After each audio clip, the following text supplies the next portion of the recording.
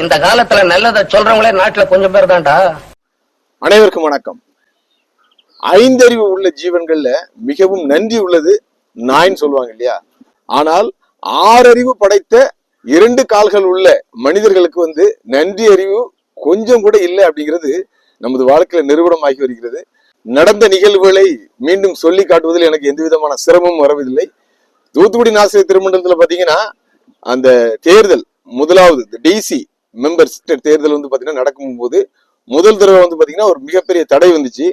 2வது முறை நடக்க போகும்போதும் பாத்தீங்கன்னா ஒரு தடை வர்றதா இருந்துச்சு. அதாவது மதுரை ஹைகோர்ட்ல பாத்தீங்கன்னா ஒரு நீதிபதி ஒரு அம்மையார் பாத்தீங்கன்னா ஸ்டேட்டஸ் கோ அப்படின்னு சொல்லி என்ன பண்றாங்க போடுறாங்க. அந்த ஸ்டேட்டஸ் கோ போட்ட உடனே அந்த நாள்ல என்ன பண்றாங்கன்னா ஏற்கனவே ஆட்சியில் இருந்த டிஎஸ்எஃப் நிர்வாகம் ஸ்டேட்டஸ் கோ அப்படிங்கிறது இருக்கிற மாதிரியே இருக்கணும், எதுவும் புதிதாக செய்யக்கூடாதுன்னு சொல்லிட்டு என்ன பண்றாங்க ஸ்ட்ராங்கா சொல்லிட்டாங்க. முன்னாள் நீதிபதி ஜோதிமணி ஐயா அவர்களையும் பார்த்து என்ன பண்றாங்க சொல்றாங்க. 2 நாள்ல எலெக்ஷன், அதாவது இது வெள்ளிக்கிழமை வருதுன்னு நினைக்கிறேன், ஞாயிற்றுக்கிழமை எலெக்ஷன். அப்போ நீதிபதி அவர்கள் பார்த்தோன்னா குழம்பு போய் இருக்கிறாங்க, சொல்லிட்டாங்க இதை நிப்பாட்டிடுவோம், 2வது முறை டிசி மெம்பர்ஸ் தேர்வு செய்வதற்கான அந்த தேர்தலை நிப்பாட்டிடுவோம்னு என்ன பண்ணிட்டாங்க சொல்லிட்டாங்க. காரணம் என்னன்னா கோர்ட் என்ன சொல்லிருன்னு சொல்லி தெளிவா தெரியல. சோ அதனால பாத்தீங்கன்னா அந்த ஆர்டர் எல்லாம் வர வரைக்கும் வெயிட் பண்ணி பண்ணணும்னு சொன்னாங்க. இப்போ பாத்தீங்கன்னா ஆட்சிக்கு வருவதற்காக துடித்துக் கொண்டிருந்த அணியினருக்கு பாத்தீங்கன்னா மிகப்பெரிய கலக்கம். ஜோதிமணி ஐயா தேர்தலை நிப்பாட்டிட்டாங்க, என்ன பண்ணுன்னு தெரியலன்னு உட்கார்ந்து இருக்கும் போதுதான் நமது நாலேஜுக்கும் வந்துச்சு. நமதுன்னா நான் மட்டுமல்ல, எங்களுடைய இணைந்தவர்கள் எல்லாருடைய கவனத்துக்கு வரும் பொழுது நான் என்ன பண்றேன், நீதிபதி அவர்களை தொடர்பு கொள்றேன். ஐயாவும் என்ன பண்றாங்க, இல்ல சில சட்ட சிக்கல் வந்துடக்கூடாதுன்னு சொல்லிட்டு யோசிக்கிறாங்க. நான் சொன்னேன் இல்லையா, ஸ்டேட்டஸ் கோ அப்படிங்கிறது எதற்காக நீங்கள் இங்க நிர்ணயம் செய்யப்பட்டீர்கள், தேர்தல் நடத்துவதற்காக. அப்போ அதை தொடர்ந்து செய்ய வேண்டும் என்பதுதானே தவிர மற்ற எதுவும் இல்லைன்னு சொல்லி சொல்றேன். அதற்கு பிறகு வலைதளம் மூலமாக என்ன பண்ணா ஒரு அருமையான விளக்கத்தை தூத்துக்குடியில் இருக்கின்ற அண்ணன் வட்டக்கோயில் ஜான்சன் அவர்களுடைய அலுவலகத்தை தான் வச்சு அவசர அவசரமா பேசி என்ன பண்ற வெளியிடுறேன். அதே என்ன பண்றாங்க, ஐயா பாக்குறாங்க, ஐயாவோட இருந்த நீதிபதிகள் எல்லாரும் பாக்குறாங்க. அதற்கு பிறகு அன்றைய தினம் பாத்தீங்கன்னா தூத்துக்குடி நாசிரியர் திருமண்டலத்தின் மேலாளராக இருந்த திரு தேவா காபிரில் ஜெபராஜன் அவர்கள் தெளிவாக ஐயா அவர்களை சந்தித்து சொல்லி, அதற்கு பிறகு உச்ச நீதிமன்றத்தின் வழக்கறிஞராக இருந்த வினித் சுப்பிரமணியம் அவர்களை தொடர்பு கொண்டு அதற்கு பிறகு ஒரு தெளிவு கிடைத்துதான் இரவு ஒரு 8-9 மணிக்கு மேலதான் என்ன பண்றாங்க தேர்தல் எந்த விதமான மாற்றம் நடக்கும்னு சொன்னாங்க. ஒருவேளை அன்று பார்த்தோன்னா இந்த அளவுக்கு நாம் முன்னாள் நீதிபதி அவர்களிடம் போராடாமல் இருந்திருப்போம் என்றால் ஸ்டேட்டஸ் கோ போயிருக்கோம். இன்று வரைக்கும் தேர்தல் நடந்திருக்குமான்னு தெரியல. ஒருவேளை பார்த்தோன்னா திரும்ப அட்மினிஸ்ட்ரேட்டிவ் கமிட்டி அவர்கள் தேர்தல் நடத்தி யார் தூத்துக்குடி நாசிரியர் திருமண்டலத்தில் வரக்கூடாதுன்னு நினைச்சாங்களோ அவங்களே வந்திருப்பாங்க. ஆனால் இதை இன்று இந்த மனிதர்கள் முற்றிலுமாக மறந்து போனார்கள். ஏதோ தங்களுடைய சுய சாமர்த்தியத்தில் ஜெயித்து விட்டதாக நடித்துக் கொண்டிருந்து யாரெல்லாம் உழைத்தமோ அவர்கள் எல்லாவற்றையும் இன்று உதவாக்கரை போன்று நினைக்கிறார்கள். 2 கால்கள் உள்ள இந்த மனிதர்கள் நன்றியற்று இன்று வாழ்ந்து கொண்டிருக்கிறார்கள். ஒருபடி மேலே போய் நம்மை கடிப்பதற்கும் துடித்துக் கொண்டிருக்கிறார்கள். அப்போ பாருங்க, இந்த பதவியில் நாம் உட்கார்வதற்கு யாரெல்லாம் காரணம், என்ன காரணம்? முதலாவது பாத்தீங்கன்னா நீதி நேர்மையாக நடக்க வேண்டும், எந்த விதமான பாகுபாடும் இருக்கக்கூடாது, எந்த விதமான குற்றச்சாட்டுக்கும் ஆளாக கூடாது என்று சொல்லிதான் என்ன பண்ணணும் தேர்தலை நடத்தணும். பாத்தீங்கன்னா அவ்வளவு எதிர்ப்பு இருந்த போதும் பாத்தீங்கன்னா துணிந்து நின்று நடத்தணும். இன்னைக்கு என்ன பண்றோம், ஆட்சியில உட்கார்ந்து இருக்கிறவர்களுக்கு அதை பற்றி நினைப்பதற்கு ஒரு நிமிடம் கூட நேரம் இல்லாமல் போய்விட்டது. அதுவும் ஒருபடி மேல போய் பாத்தீங்கன்னா ஓட்டு எங்களுக்கு எல்லாம் யாரும் வாங்கி தரல, நாங்களா வாங்கிட்டோம், அதாவது வானத்திலிருந்து என்ன பண்ணாரு அப்படி குதிச்சு வாங்கிட்டாங்க அப்படிங்கிற மாதிரி பேசிட்டு இருக்காங்க. கர்த்தர் எல்லாவற்றையும் நாளைய தினம் இவர்களுக்கான சென்னை உயர் நீதிமன்றத்துல பாத்தீங்கன்னா 21வது கேஸா வருது. அதற்கும் காத்திருக்கணும். ஏன்னா பாத்தீங்கன்னா நான் ஏற்கனவே சொன்னது போல முன்னாள் நீதிபதி ஜோதிமணி ஐயா அவர்கள் பாத்தீங்கன்னா கடைசி கட்ட தேர்தல் நடத்தியதுல பாத்தீங்கன்னா ஏராளமான குளறுபடிகள் இருக்குது, குழப்பங்கள் இருக்குது. அதற்கு தீர்வு காணாமல் தான் இன்னைக்கு வரைக்கும் உட்கார்ந்துட்டு இருக்காங்க. சோ எனவே அவர்களுடைய நாட்கள் அல்ல மணித்துளிகள் எண்ணப்பட்டு கொண்டிருக்கிறது. நாளைய தினம் தீர்ப்புக்காக காத்திருப்போம். இதுக்கடல பாத்தீங்கன்னா நேற்றைய தினம் திருநெல்வேலி திருமண்டலத்தின் சார்பாக பாத்தீங்கன்னா ஒரு அட்மினிஸ்ட்ரேட்டிவ் கமிட்டி பாத்தீங்கன்னா சினாட் ஆபீஸ்ல போட்டதுன்னு ஏற்கனவே சொன்னோம். நேற்றைய தினம் பாத்தீங்கன்னா கூட்டம் அங்க நடந்தது.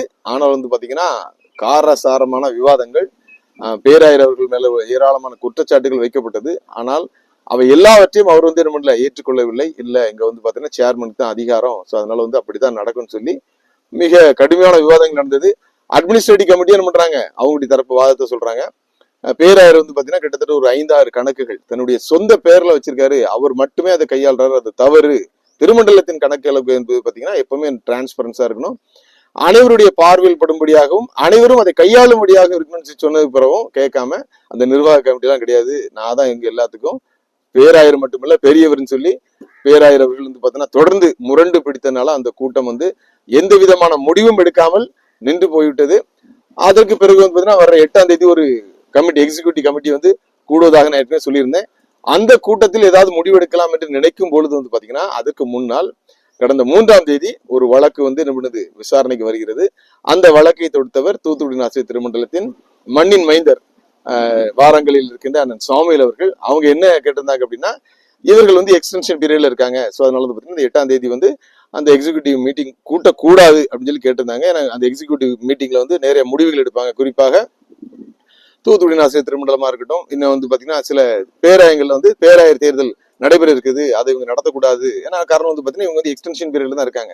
அதாவது போறதுக்குள்ளே எந்த அளவுக்கு காசு அடிக்க முடியுமோ, எந்த அளவுக்கு தங்களுக்கு கட்டுப்படுகிற ஆட்களை கொண்டு வர முடியுமோ அப்படிதான் நினைப்பாங்க. அது நீதி நேர்மையாக நடக்காது அப்படிங்கிற காரணத்துக்காக என்ன பண்ணாங்க சொன்னாங்க. ஸோ அந்த வழக்கு வந்து பாத்தீங்கன்னா விசாரித்த நீதிபதி அவர்கள் வந்து பாத்தீங்கன்னா இந்த 8ஆம் தேதி வந்து அந்த கூட்டத்தை நடத்தலாம், ஆனா அதுல வந்து எந்த விதமான முடிவுகளும் எடுக்கக்கூடாது, காத்திருக்குன்னு சொல்லி 15ஆம் தேதிக்கு என்ன பண்ணிருக்காங்க, ஒத்தி வச்சுட்டாங்க. இந்த 15ஆம் தேதி அண்ணன் சாமுவேல் அவர்கள் போட்டிருக்க அந்த வழக்கோட இந்த ரிட்டை வந்து அந்த நீதிபதி அக்செப்ட் பண்ணிட்டாருன்னா அதோடு தற்போது எக்ஸ்டென்ஷன் பீரியட்ல இருக்கிற அந்த சினாடுடைய அந்த அதிகாரங்கள் முற்று பெறும். எனவே வந்து பாத்தீங்கன்னா அவர்கள் தொடர்ந்து அந்த பதவியில் இருக்க முடியாது. சினாடுக்கு முதல்ல தேர்தல் நடக்கும். அங்க வந்து பாத்தீங்கன்னா ஒரு அட்மினிஸ்ட்ரேட்டர் போடுவாங்க. ஏற்கனவே வந்து பாத்தீங்கன்னா முன்னாள் நீதிபதி பாரதிதாசன் அவர்கள் இருந்தது போல ஒரு அட்மினிஸ்ட்ரேட்டர் போடுவாங்க. அதற்கு பிறகு சினாடு தேர்தல் நடக்கும். நம்ம வந்து பிரதம பேராயர், ஜெனரல் செக்ரட்டரி, அது போல பொருளாளர் மற்றும் அமைப்புக்கான அனைத்தும் தேர்ந்தெடுக்கப்பட்டு அதற்கு பிறகுதான் வந்து பாத்தீங்கன்னா தூத்துக்குடி ஆசிரியர் திருமண்டலமா இருக்கட்டும் மற்ற எல்லா இடங்களிலும் திருமண்டல தேர்தல் நடக்கும். அது போல திருநெல்வேலி பேராயிருக்கும் என்ன அப்படிங்கிறது தெரியும். சோ அதனால வந்து பாத்தீங்கன்னா இந்த 8ஆம் தேதி நடைபெற போகிற கூட்டம் வந்து பாத்தீங்கன்னா ஒரு காரசாரம் இல்லாமல் ஒரு சும்மா ஒரு சம்பிரதாயத்துக்காக நடக்குமே தவிர மற்றபடி வந்து அது எந்த விதமான முடிவுமே எட்டப்படாது. இந்த 4ஆம் தேதி நடந்த மீட்டிங்லயும் பாத்தீங்கன்னா இந்த மாம்பழச்சங்கம் வர்றதுனால திருநெல்வேலி திருமண்டலத்துல மாம்பழச்சங்கம், ஏன்னா வந்து பாத்தீங்கன்னா இவர்கள் போடுற அடிப்படை சண்டைனால பொதுமக்களும் மற்றும் ஆலயங்களில் இருக்கின்ற அந்த நடவடிக்கைகள் பாதிக்கப்படக்கூடாது. மக்கள் வந்து என்ன பண்ணணும், ஒவ்வொரு வருடமும் இந்த பண்டிகைகளை உற்சாகமாக கொண்டாடுகிறார்கள். எனவே அதற்கு எந்த விதமான பங்கமும் வந்து விடக்கூடாது என்பதற்காக என்ன பண்ணிருக்காங்க 20ஆம் தேதிக்கு மாத்திருக்காங்க. அதாவது இந்த 15ஆம் தேதி கேஸை பார்த்துட்டு அதுக்கு பிறகு என்ன பண்ணுவோம், 20ஆம் தேதி திருநெல்வேலி திருமண்டலத்தில் சார்பாக நடத்தப்படுகின்ற அந்த அட்மினிஸ்ட்ரேட்டிவ் கமிட்டி கூட்டத்தை நடத்துறாங்க. இப்போ நம்ம இங்க வந்து பாத்தீங்கன்னா குறிப்பாக சொல்ல வேண்டியது ஒரே ஒரு விஷயம் தான். இந்த திருமண்டலங்கள்லாம் பாத்தீங்கன்னா தியாகத்தால் உருவாக்கப்பட்டது சொல்லிக்கிட்டே இருக்கும். அது போல பாத்தீங்கன்னா மிஷினரிகளால் உருவாக்கப்பட்டது, அதையும் சொல்லிட்டே இருக்கும். இது வந்து இங்க இருக்கின்ற மனிதர்கள் என்று சொல்வதை விட பணத்தாசை பதவி ஆசை பிடித்த இந்த மனிதர்களுக்கு வந்து பாத்தீங்கன்னா ஒருபோதும் காதில் ஏறப்போவது இல்லை. எப்பொழுது இங்க மாற்றம் வரப்போகிறது என்றும் தெரியவில்லை. ஆனாலும் கூட பாத்தீங்கன்னா அண்ணன் சாமுவேல் வாராங்களை சேர்ந்தவர்கள் போன்றவர்கள் எதற்காக வந்து இன்னைக்கு வந்து பாத்தீங்கன்னா போராடி கொண்டிருக்கிறார்கள் என்றால் அதுவும் வழிதான். தற்பொழுது பிரதம பேராயராக தன்னை அறிவித்துக் கொண்டு தங்களுடைய காலம் முடிந்த பிறகும் காலத்தை கழித்துக் கொண்டிருக்கின்ற ரூபன் மார்க் அவர்கள் வந்து பாத்தீங்கன்னா சாதாரண ஒரு ஆயராக இருந்தவர், அவரை பேராயராக மாற்றி அதற்கு பிறகு இந்த இடத்தில் இன்று வந்து அவர் அமர்வதற்கும் பாத்தீங்கன்னா அண்ணன் சாமுவேல் அவர்கள் தான் ஒரு தமிழராக ஆந்திராவில் சென்று உழைத்து முன்னேறி இந்த திருமண்டலங்கள் தூயமாக இருக்க வேண்டும் என்பதற்காக உழைத்தவர். ஆனால் ஏறிய பிறகு ஏனியை எட்டி உதைப்பது போல பாத்தீங்கன்னா ரூபன் மார்க் அவர்களும் அண்ணன் அவர்களே வந்து பாத்தீங்கன்னா அவருடைய அந்த லேசேலர் பதவியிலிருந்து அவரை என்ன பண்ணாங்க தள்ளிவிட்டு அதற்கு பிறகும் அவருடைய வாக்குரிமையும் எடுத்து பண்றாரு. மிகுந்த வலியை ஏற்படுத்தி இருக்கிறார். நிச்சயமாக இதை பார்த்து கொண்டிருக்கும் கர்த்தர் வந்து பாத்தீங்கன்னா நியாயாதிபதி அவர் தான். இங்க இருக்கிறவர்கள் யாரும் நியாயாதிபதி இல்லை, உண்மையான நீதிபதியும் அவர் தான். காலம் எல்லாவற்றிற்கும் பதில் சொல்ல காத்திருக்கிறது. எனவே நாளை தினம் வருகின்ற தூத்துக்குடி ஆசிரியர் திருமண்டல அந்த தீர்ப்புக்காகவும் அனைவரும் ஜெபியுங்கள், காத்திருங்கள். அதுபோல 8ஆம் தேதி சம்பிரதாயத்துக்கு நடைபெற இருக்கிற அந்த கூட்டத்திலையும் பாத்தீங்கன்னா அவர்கள் உணர வேண்டும், ஒரு தேர்தல் நடத்தி இங்கு ஒரு நீதியான மக்களால் தேர்ந்தெடுக்கப்பட்ட ஒரு நிர்வாகம் வர வேண்டும் என்று தற்போது சினாடுல இருக்கிற நிர்வாகிகள் உணர வேண்டும். அதுபோல வந்து பாத்தீங்கன்னா வருகின்ற 15ஆம் தேதி வர இருக்கின்ற அந்த ஹைகோர்ட் விசாரணையும் பாத்தீங்கன்னா ரிட் ஏற்கப்பட்டால் இந்த நிர்வாகம் என்ன பண்ணும், சினாடு நிர்வாகம் வீட்டுக்கு போகும். இல்லை என்றால் அந்த ரிட்டை வந்து தள்ளுபடி செய்யப்பட்டா இவங்க தான் என்ன பண்ணுவாங்க, தொடருவாங்க. அதற்கு பிறகு என்ன பண்ணுவோம், அந்த 20ஆம் தேதி திருநெல்வேலி எக்ஸிக்யூட்டிவ் கமிட்டி மீட்டிங் நடக்கும். அதுல வந்து என்ன முடிவு எடுக்காங்கன்னு பொறுத்திருந்து பார்ப்போம். அதுபோல தூத்துக்குடி ஆசிரியர் திருமண்டலமாக இருக்கட்டும், சேலம் ஈரோடு இது போன்ற திருமண்டலங்கள்லாம் பேராயர் தேர்தல் காத்திருக்கிறது. பேராயர் தேர்வுக்கான ப்ராசஸ் நடக்க இருக்கிறது. இவை எல்லாமே வந்து பார்த்தா சிஸ்டமேட்டிக்கா சின்சியரா காட் பிரசன்ஸ், கடவுளுடைய திட்டத்தின்படி தீர்மானத்தின்படி தான் நடக்க வேண்டுமே தவிர இவர்கள் தீர்மானிப்பது போல இவர்கள் பணத்தை கொண்டோ இல்லைன்னா பதவியில் இருந்து கொண்டோ அநியாயம் செய்வதற்கு ஒரு நாளும் கர்த்தர் அனுமதிக்க மாட்டார் என்று எங்களை போன்றவர்கள் நம்புகிறோம். மீண்டும் சொல்கிறேன், தூத்துக்குடி ஆசிரியர் திருமண்டலத்தில் ஒரு நல்ல நிர்வாகம் வர வேண்டும். அந்த நிர்வாகம் அனைவருக்கும் நன்மை செய்ய வேண்டும் என்று சொன்னோம். அதுபோல பாத்தீங்கன்னா இருக்கின்ற அனைத்து திருமண்டலங்களுக்கும் முன்மாதிரியாக இருக்க வேண்டும் என்று சொன்னோம். ஆனால் 2 அணியினரையும் நம்ம என்ன பண்ணோம், அவருடைய குறைகளை தொடர்ந்து சுட்டு காட்டிக் கொண்டே வந்தோம். இதுபோல கடந்த 25 வருடமாக இந்த 2 அணியினரும் ஆட்சியில் இருந்திருக்காங்க. அதுல ஒரே ஒரு விஷயம் இப்ப நான் உங்களுக்கு சொல்றேன் கேளுங்க. இந்த பள்ளிகளுக்கு வந்து பாத்தீங்கன்னா பிஎஃப்னு ஒண்ணு பிடிப்பாங்க, ப்ராவிடன்ட் ஃபண்ட். அது வந்து பாத்தீங்கன்னா அனைத்து ஆசிரியர்களும் என்ன பண்ணும், அவங்களுடைய சம்பளத்துல ஒரு பகுதியை என்ன பண்ணுவாங்க, அரசாங்கத்துக்கு கட்டுவாங்க. அது போல அங்க இருக்கிற அந்த தற்காலிக பணியாளர்களுக்கும் ஒரு பிஎஃப் என்ன பண்ணும் அமௌண்ட் கொடுப்பாங்க. அதே என்ன பண்ணுவாங்க, அரசாங்கத்துக்கு கட்டுவாங்க. சோ அதற்கு பிறகு வந்து பாத்தீங்கன்னா அவங்க பணி ஓய்வு செய்யும் பொழுதோ கேட்கும் பொழுது என்ன பண்ணுது, அரசாங்கம் வந்து அந்த பணத்தை கொடுக்கும்.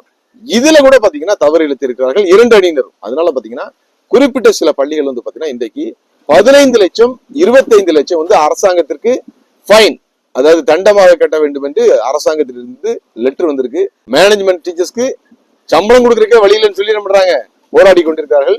25 லட்சம் 15 லட்சம் எல்லாம் எப்படி கட்ட போறாங்கன்னு தெரியல, அந்த பள்ளிகளை எப்படி காப்பாற்ற போறாங்கன்னு தெரியல.